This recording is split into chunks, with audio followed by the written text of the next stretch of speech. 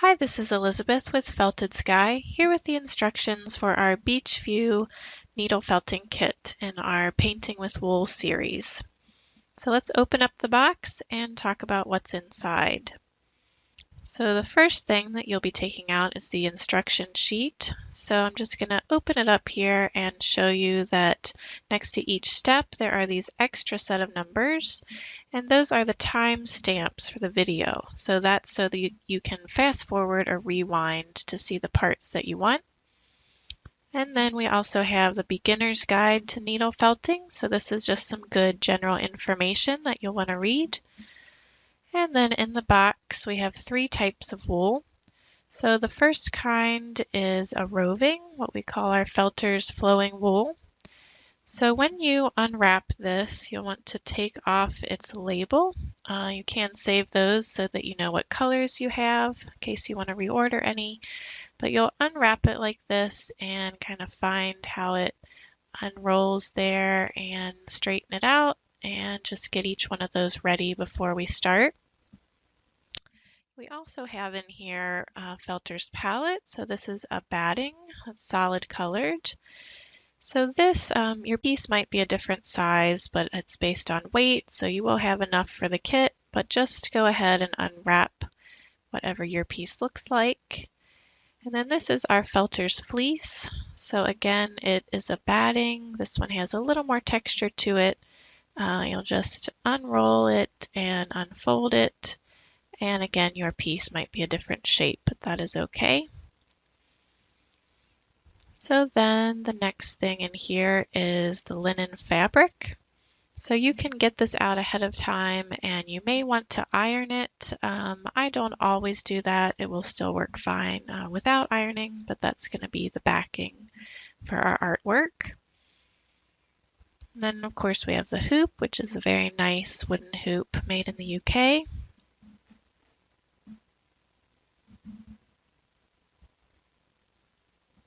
And then the needles. So they come in this nice little tube, and on the back there is a guide showing you all the different types of needles that we have. But in this kit we have blue needles, which are the 38 star.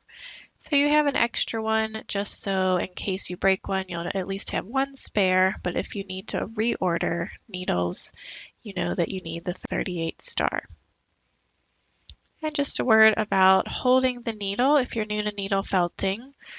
So I do not recommend holding like this with 2 fingers or even with 3 fingers at the very top of the needle, but instead I kind of like to put the top in the crook of my pointer finger there and then have your ring and middle fingers and thumb down lower on the shaft of the needle. So some people would hold just with 3 fingers like that.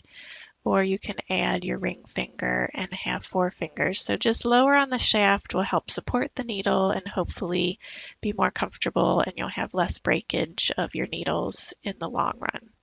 So try and develop a nice effective needle grip like that.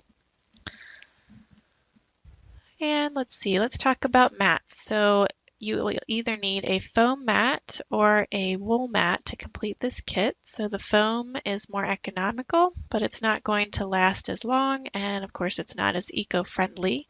So you can decide if you want to go with that. If you're just starting out, it will still work fine. It just won't do a whole lot of projects of this type. You can still do some on each side. But what I like now is a wool mat because it lasts longer, and of course the wool is more eco-friendly. So this mat I've already just used a little bit on this side, but here's my other side that I've been using a lot. So it starts to get all fuzzy like this and collect wool from other projects, but it's still working very well and almost like brand new, and it's going to hold up for a very long time and many of these types of projects. So that's something to consider if you know you're going to be doing a lot of felting.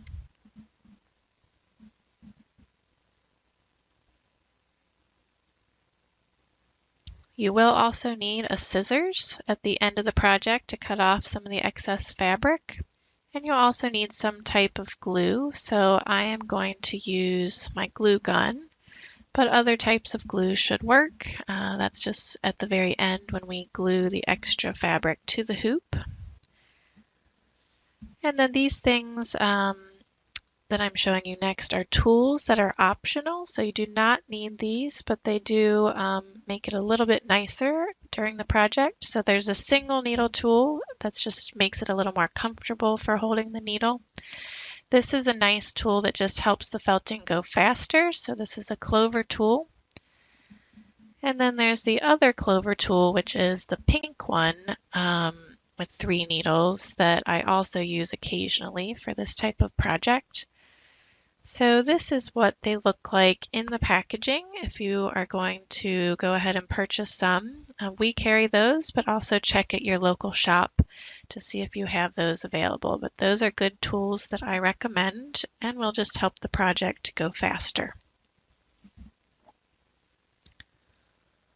All right, so we're ready to begin. And the first thing that you want to do is get your seaside color of wool batting. And we're going to put that out at the top here to be the sky. So I like to check with the hoop just to make sure I have enough, and it's going to go outside of the hoop. That's all going to get, that won't show in the end, but need to make sure we're going beyond the hoop just a little bit, and then we're just going to start poking. So you just poke with your needle down into the mat through the fabric, and we're going to need to poke until all of this wool is nicely flattened out and attached to that linen backing. So this is what needle felting is. It's pretty straightforward. It's just a lot of poking. So we're just going to continue on, and as you get into needle felting, you will develop more of a muscle memory, and your speed will probably increase a bit over what you will be when you're starting out, but definitely your poking becomes more efficient over time. So I'm just going to continue poking, and then I'm going to check here's with the tool a little bit. So this does make it go faster. And I'm going to speed up the video here just to get this part finished for the sake of time on our video. So you can go ahead and do this with the single needle if that's all you have, but the tool does definitely speed it up. So now I'm going to check and look at what I have and take a bit of a closer view here. So if you have any areas where you're still seeing the fabric through the wool, you want to take a good look and then get the extra wool that you have and add more on to any places where it seems a little too thin. So if you are seeing that fabric still, then you need to add some more layers. So for this, you need to add a second layer to the whole thing, but there might be some spots that just needed a little more. So I'm going to poke that down. You can see how easy it is just to add another piece, and it just blends right in, and you can't really even tell where you added it. So just a little more poking at the edges.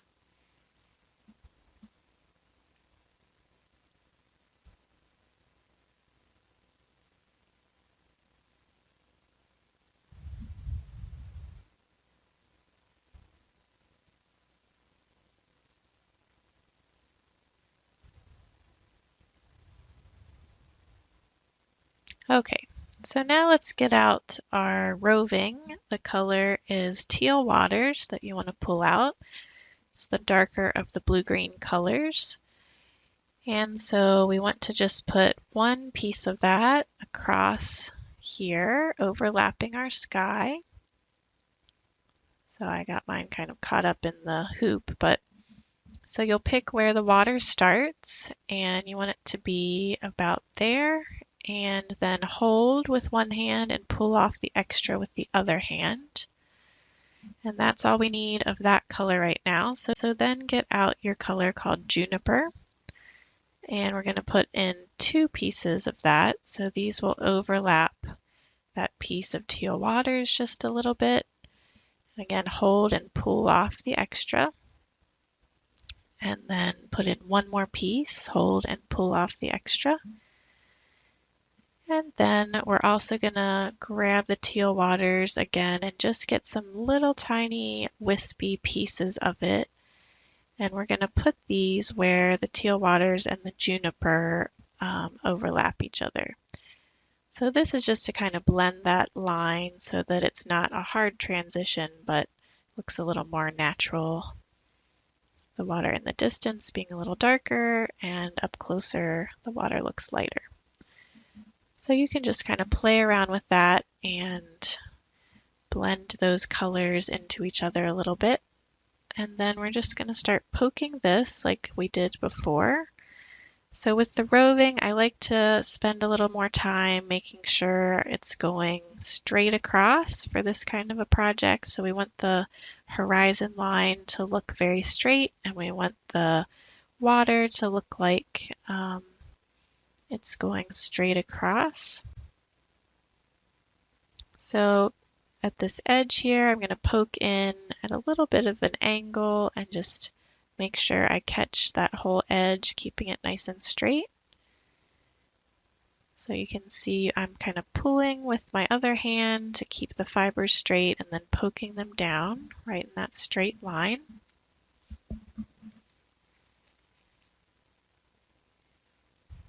So again, if you have the single needle, you're just going to continue poking like this until it looks very nice and flat. And I'm going to go ahead and speed up the video so that we can show all this faster. And it was a little easier to turn it sideways while I was making the video, but you can have it however works well for you. And here we are with the tool again, so that just helps it all go faster, flattens it all out quicker,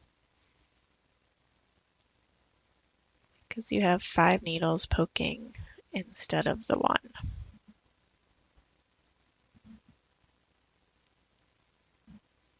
And I'm going to hit it with the other tool just a little bit. So I generally am using the shorter green tool, but occasionally I will use the pink one. So it's just kind of a personal preference and what I'm doing at the time. So now after you've gotten it all flattened out, you can add more pieces on if you want. Again, if you have any thin areas or if you want to change the way these two colors were overlapping each other, you can add more on at this point now that you see how it's looking. So whatever I added on, now I'm just going to poke that in. And you can kind of take the needle or the tool and mess with the fibers to make sure they're going the direction you want them to go, and then start poking.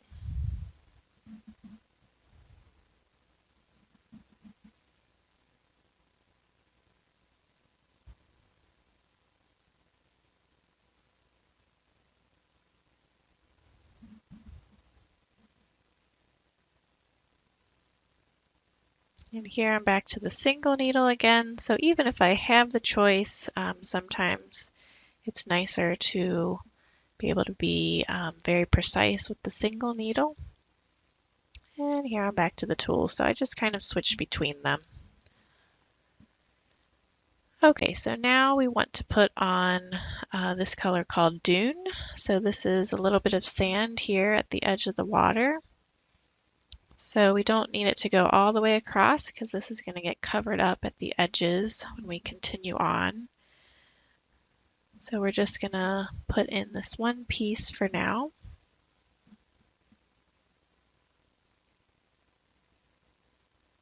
And you want a little bit of an overlap just so you don't see any fabric through, but then we're just going to poke this down the same as we've done with all the other ones.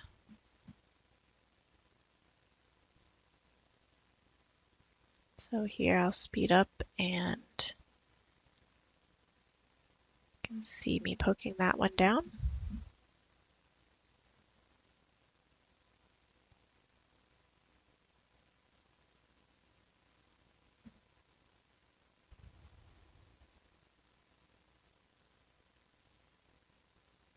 Okay, so now we're going to get our wool called Snow, the white one. And this wool, the fleece tends to have a little bit more vegetable matter in it, so little bits of dirt. So you can pull those out if you see them, like I just did. We're just going to pull off little pieces, and you can kind of work them in between your fingers a little bit to help them become cloud shapes. These are just little tiny pieces of the wool, and you just arrange them into a little cloud formation. And then for the waves, you're going to pull off little tiny pieces and roll in your palm like a snake. So that's how I like to do it. It kind of gets them starting into that shape well. So here I'm rolling another one. So the ones in the distance near the sky, you want to be a little bit thinner, and the ones that are up closer can be just a little bit bigger and have a little more wool in them. So you can see I'm making them just a little bit bigger as they get closer to the sand. And you can work with these as long as you need to, and there's plenty of wool, so if you pull off a piece that you don't end up liking or that's not going to work, you just get another one, and there's plenty here to work with. So this largest piece I'm going to put down here, right overlapping the sand as like a wave breaking on the shore there. This one I'm still kind of playing around with.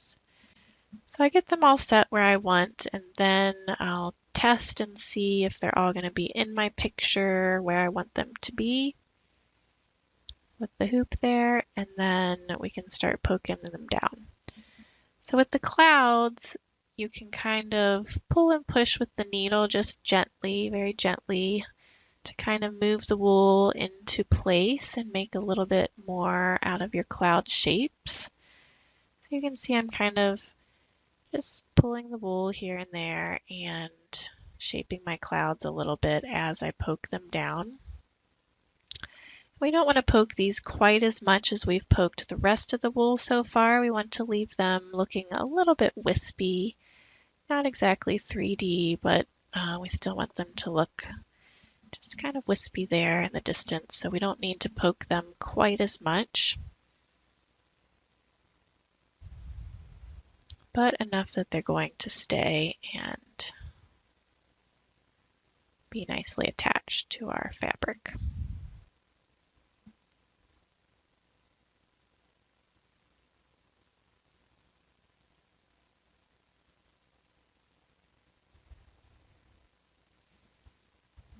Okay, that's looking pretty good. So now I'll move on to a wave. So I'm going to, again, kind of hold it with my other hand just a little bit to make sure it's going straight. And I'm poking in to really catch the edges, kind of at an angle. So catching all the edges, but I'm not poking quite as much in the very center of my little white wave crest there. So here we go with the next one. So again, kind of keeping those edges straight. I'm going to leave them a little bit bigger in the middle and very thin on the ends. And I'm not poking much on the middles just to have just a slight 3D effect where they're not all the way flattened out onto our picture. So definitely want to catch and poke at the edges, but not as much in that very center there of the strip of wool. And this one still, I feel like I need to roll a little bit more. But here it goes. So same thing that we've done before. Hopefully you can see it well enough on the video.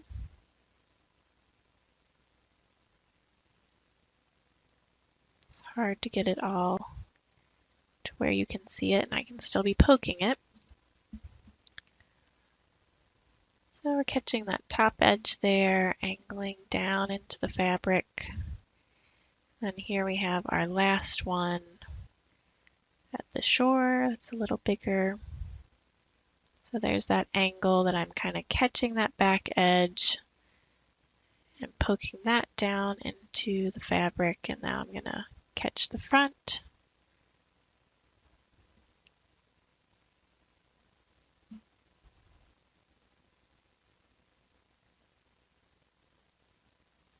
And again, you can always take these off if you find that you don't like how yours looks and you want to try it again.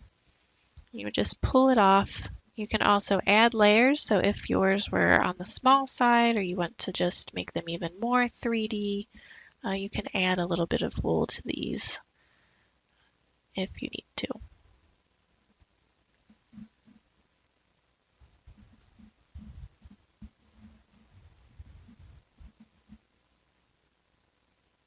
Okay, so that's looking pretty good. I'm going to check it again and just make sure it's looking good when I try it with the hoop.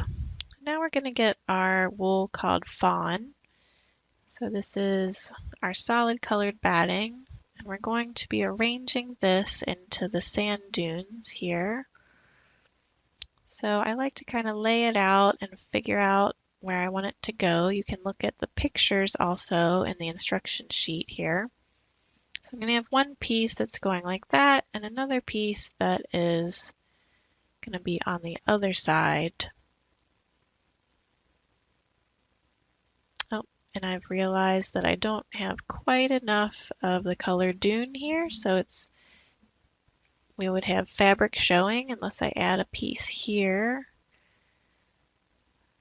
So we just add another piece on and have it come down a little farther. So this happens sometimes. We don't always get it in exactly how it needs to be on the first go round, so you can always just add in pieces as you need them. So this is one of those times. I'm just going to add this in here.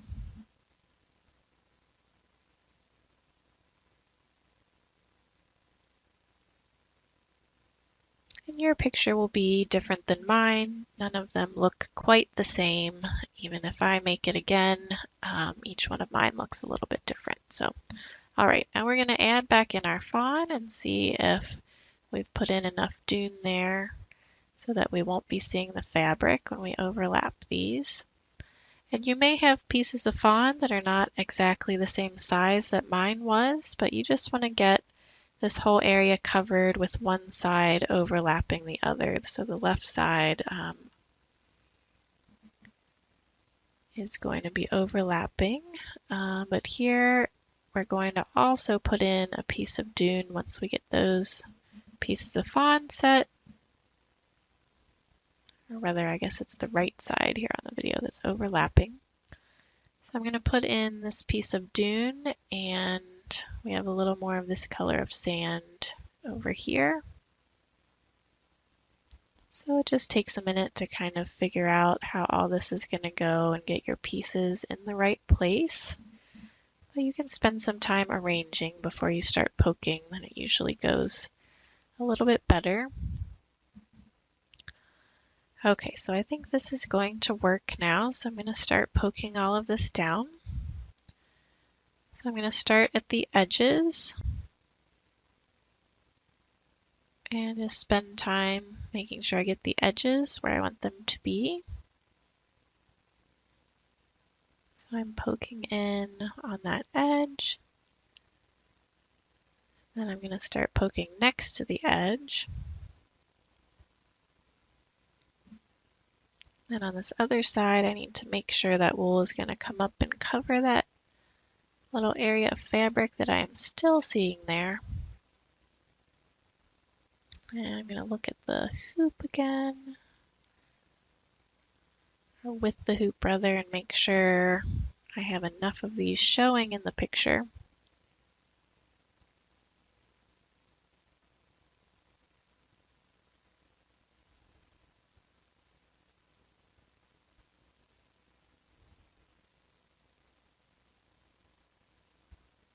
Still thinking about it a little bit, but I think we're going to be okay, so I'm going to continue poking.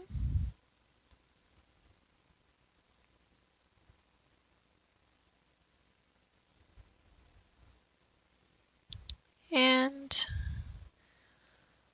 this is going to take a little while to get all of this poked down, so it's pretty much the same thing we've been doing. I'm going to go ahead and speed up soon here so that we can move along on the video, but you'll still be able to see how I'm getting all of this poked down.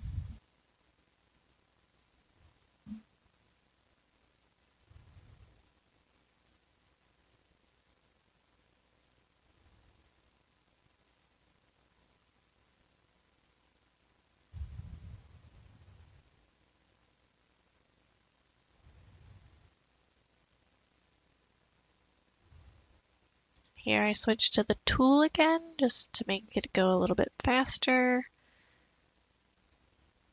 And we'll do a little hoop check. So I always like to make sure it's looking how I want it to when I see what's going to actually be showing. I'm noticing here that I don't have quite enough dunes still where I want it to be. So not enough of that would be showing once I get it in the hoop. So I'm just going to add another little piece here. So you can see very easy to change the picture as you go along. Even if you've laid it out one way, you can still make some changes as you're going along. So I just put in a little more of that dune color, and you can't even really tell that that was added later. So here we go again with the tool, trying to get all this in here and flattened out.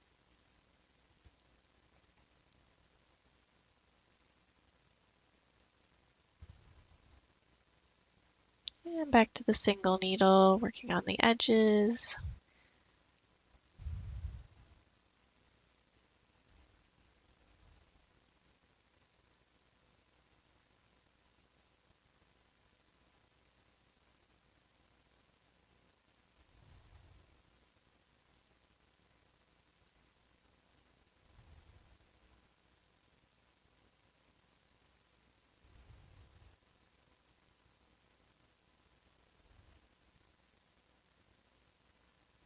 And you just keep poking until everything is nice and attached and flattened out. You don't want to see any fuzzy wool.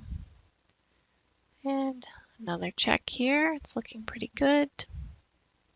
So I think I'm ready for the color called Woodland. So pull out your Woodland, and we're just going to pull off some small pieces of it and kind of spread those out so you can still see a little bit of the fawn sand dunes underneath. So this is just to give us a little more depth here and dimension. These are kind of the shadows, and we're going to put the grasses on over top. So lay out those pieces, and again, it doesn't have to be just like mine. I'm going to go ahead and poke them down.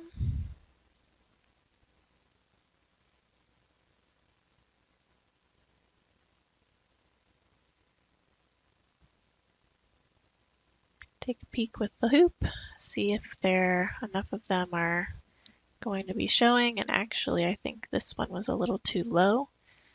So I'm just going to pull it up like that and rearrange it, and then I'll poke it down again. So very easy to fix mistakes. You can literally just pull the wool right off and put on a different piece or rearrange the piece you already started with. So I like this a little better, and now I'll go ahead and poke it down again.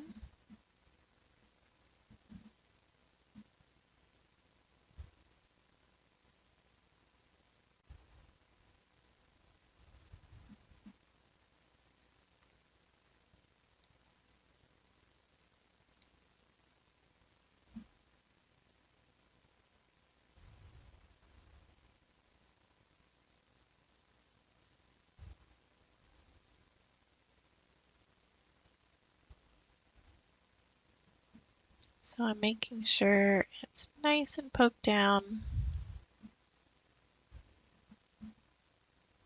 And now we'll clear a little bit of this out of the way, and we're going to grab our wool called Sagebrush.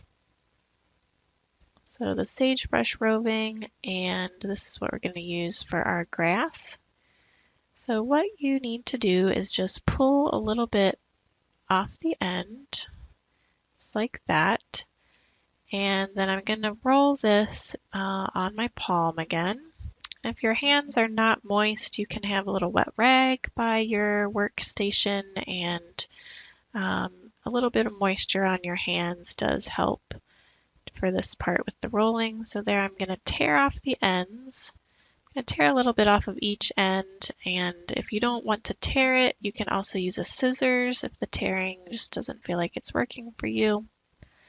So then I'm going to roll it again, fold it in half, and then poke it starting at the bottom where I folded it in half, and then I'm going to poke up and down the sides, but not at the very tip. So I'm leaving the tips where they're just going to be kind of wispy and look like that grass there.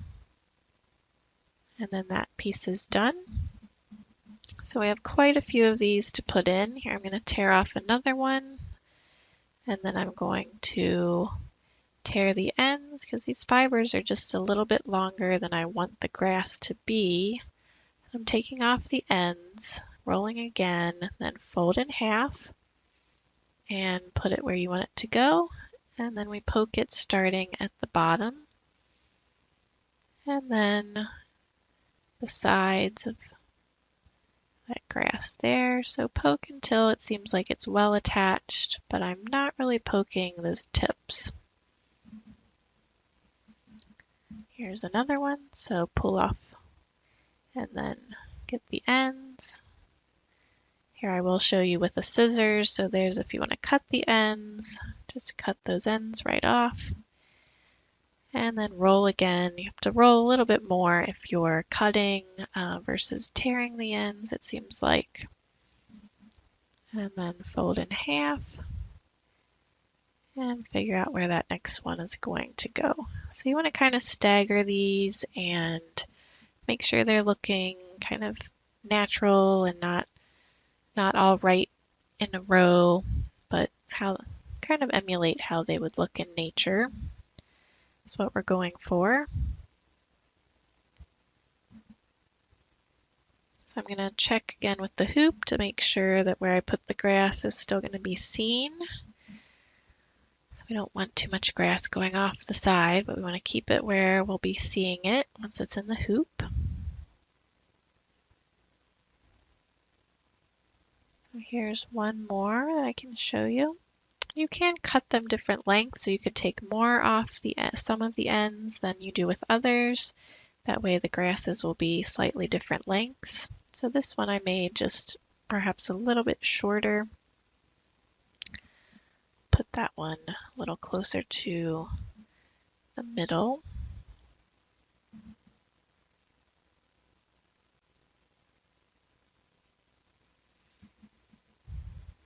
All right.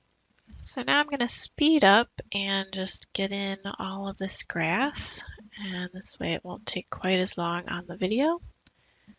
You can kind of see what I'm doing here to put in the rest of our grass. I'm going to start poking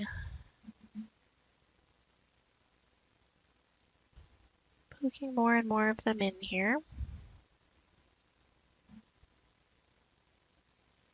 This one's going to be a little overlap in front of the other ones we've already put in.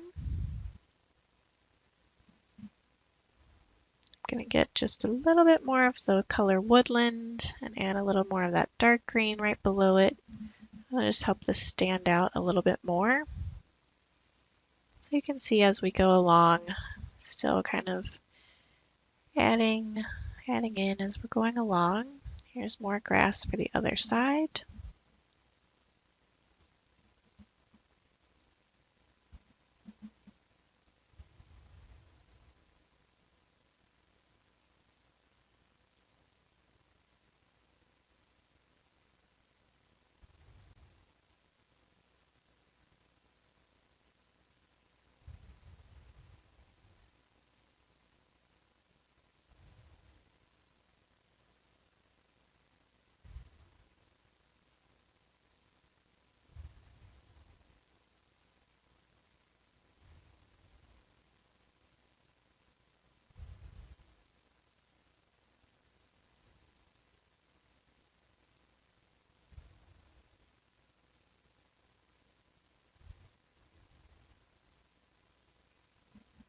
And you can see it does take a while to get in all of the grass, but it's really a nice effect, and I think it's worth it in the end.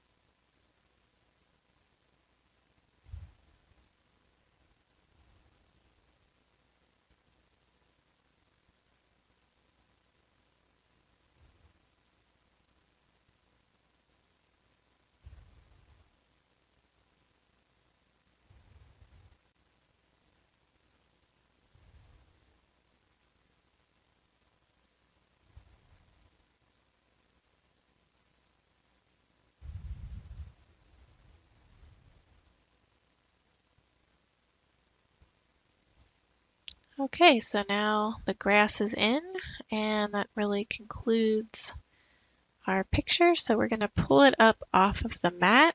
Kind of takes a little bit of a tug, but it will come off, and you can see what the back side looks like there. I'm going to flip it over and take a good look at it. So I'm going to check for any spots where I might see fabric coming through, or any spots where they still look kind of fuzzy and not all the way attached to the linen fabric. So here I'm going to start poking again, and whenever you pull a picture up from the mat, it always loosens up a bit. So I like to now go over really almost the whole thing again and just make sure all the parts of it are really poked down well and looking very attached to the fabric. So if you still see any fuzzy spots, now is the time to poke them more. Any spots that don't look like the wool is staying all the way attached.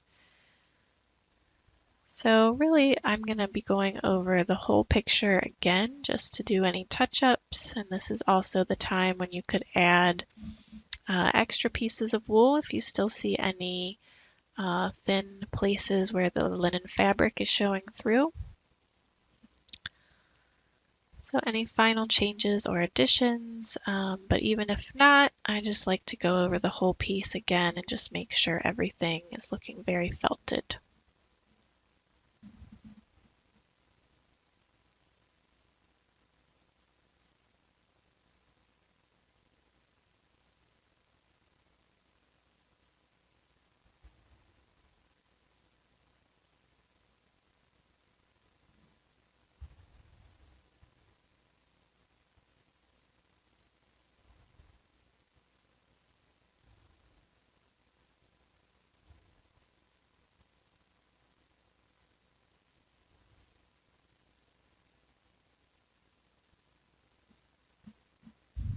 Okay, so for the sake of the video, we're going to call that done, but when I am not doing a video, I probably would poke it even more. But we'll go ahead and put it into the hoop. So you get it kind of situated on here, and then to open the hoop pretty wide and go ahead and put it on. And then I usually have to adjust. I like to check and see if I like where the hoop is on the picture. And then if you like your placement, you can go ahead and pull just to snug everything up. Pull the fabric behind the hoop. And then tighten your screw. And there it is. So now we're going to cut the extra fabric off of the excess here. So from the back side, I like to cut, leaving about 3/4 of an inch, I would say. And here I'll speed it up. So just cut all around the hoop. So there's just that much of an edge left. Then I'm going to take my hot glue gun and just do one little part at a time. I'm going to put on some glue right there on the hoop and then fold over the extra fabric, kind of hold it in place until it's staying secure, and then I do the next section. So here we go with the next section of glue, and then I fold over and hold it there until it's staying. So here is the speeded up version of showing you the rest of the gluing.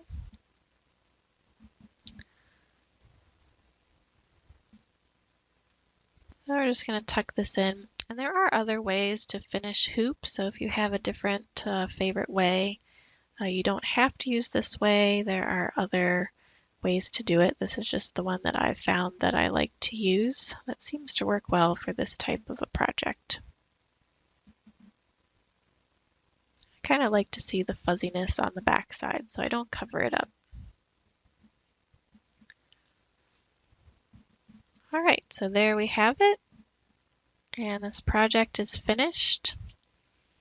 So I hope that you enjoyed making your beach view scene, and if you would like to check out any of our other kits, or if you need other supplies, I hope you will look us up at feltedsky.com. And as always, happy felting!